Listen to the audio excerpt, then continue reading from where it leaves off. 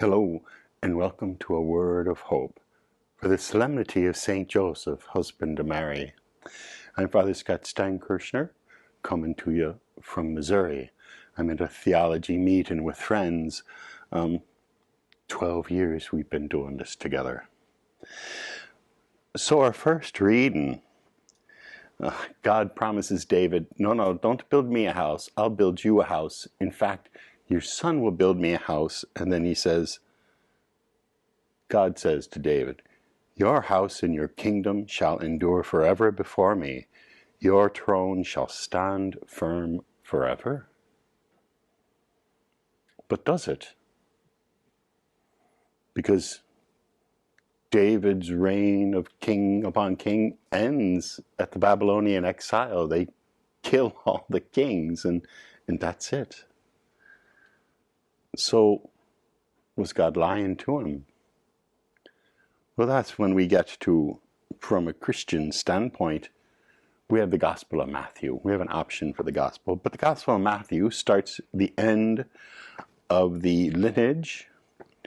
Jacob was the father of Joseph, the husband of Mary. Of her was born Jesus, who is called the Christ. And then Joseph has a dream, because he finds out that Mary is pregnant, and he says, well, I've got to send her away. And the angel comes and says, don't worry, this is God's doing. Take her and call him Jesus.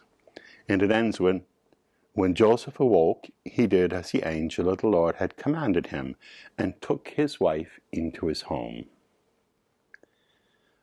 So that's how we as Christians think that God fulfilled the promise. Jesus is the son of David because he's Joseph's son, because Joseph adopted him. But he's really his son because Joseph names him, and only a father names a son. So David's lineage goes on forever through Jesus. This is the way God's promises work.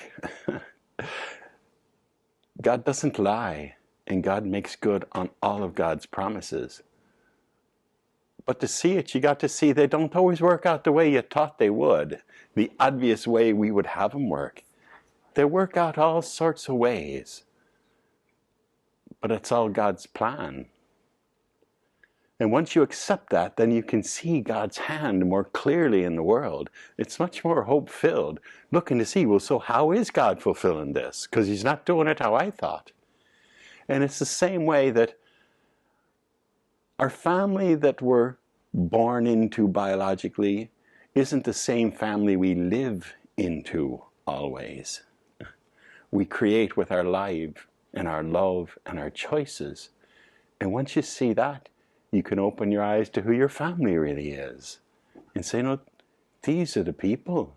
We are a family and we love each other.